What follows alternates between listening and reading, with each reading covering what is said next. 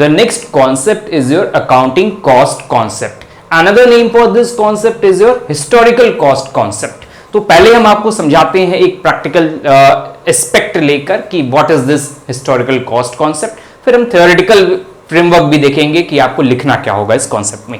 कोई भी मशीनरी या फिर कोई भी एसेट अगर एक बिजनेस में परचेज करता है, कोई सपोज 50,000 की एक मशीन परचेज की गई है, ये कॉस्ट ऑफ मशीन है। इसको मशीन को खरीद कर आप अपने बिजनेस प्रीमाइसेस में लेकर आते हैं, तो यहां से यहां आने पे सपोज 500 रुपीज के ट्रांसपोर्टेशन चार्जेस लग गया। फिर इसको हम अपने फैक्ट्री में लगवाते हैं, फैक्ट्री में हमने इंस्टॉल करवाया तो इंस्टॉलेशन में सपोज लग गया 1000 रुपीज।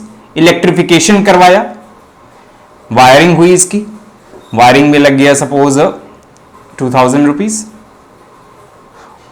और ओवरऑल मशीन अब रेडी हो गई हमारी वर्किंग कंडीशन में। अब मशीन के ऊपर जितने भी एक्सपेंस हुए होंगे उसको वर्किंग कंडीशन में लाने के पहले वो मशीन की वैल्यू में जुड़ जाते हैं। ये आपको पता ही होगा, कैपिटल एक्सपेंडिचर होता है। तो मशीन की वैल्यू कितनी हो गई? 3500, 53,500। अब बैलेंस शीट में जब आप अपनी मशीन को शो करेंगे तो वो परचेज प्राइस पे शो किया जाएगा और ओवरऑल वो चलता ही रहेगा इसी प्राइस पे। बस डेप्रिसिएशन आप चार्ज करके उसकी मशीन की वैल्यू डिक्रीज करते रहेंगे ईयर ऑन ईयर बेसिस पे। तो this is your historical cost concept. Historical word इसलिए बोला गया क्योंकि ये जो प्राइस है ये हिस्ट्री बन जाएगा जब खरीदा जाएगा। अब नेक्स्ट ईयर वो उसके प्राइसेस में फ्लक्चुएशंस होते रहेंगे ना। लैंड एंड बिल्डिंग खरीदेंगे तो लैंड एंड बिल्डिंग की वैल्यू बढ़ती रहेगी ना, तो आप इंक्रीज्ड वैल्यू पे उसको शो नहीं करेंगे बैलेंस शीट में। बैलेंस शीट में जिस प्राइस पे आपने खरीदा है उसी प्राइस पे शो करना है। सो this is your historical cost concept. यही कॉन्सेप्ट आप लगाएंगे अपने अकाउंटिंग करते समय। तो बैलेंस शीट में हम यही चीज करते हैं, मार्केट वैल्यू को नहीं देखते हैं हम लोग, कॉस्ट ऑफ एक्विजिशन देखते हैं।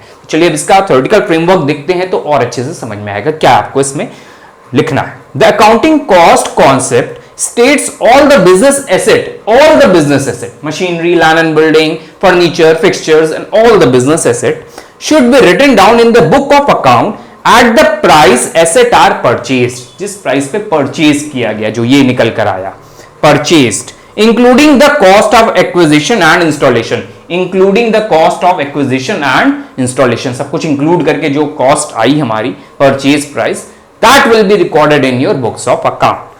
The asset are not recorded at their market price.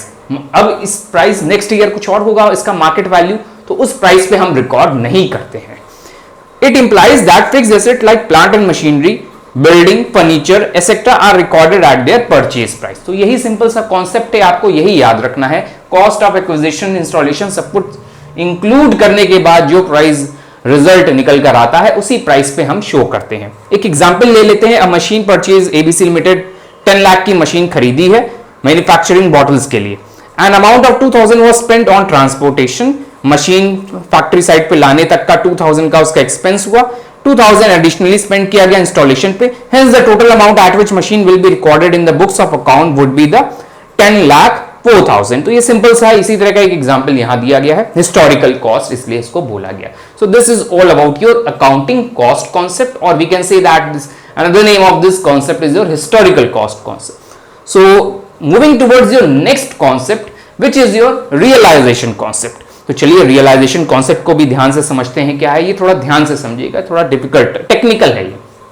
The term realization concept states that revenue earned from any business transaction should be included in the accounting record only when it is realized. ये line आपको याद रखनी है, only when it is realized. अब ये realized क्या है हम ये आपको समझा रहे हैं।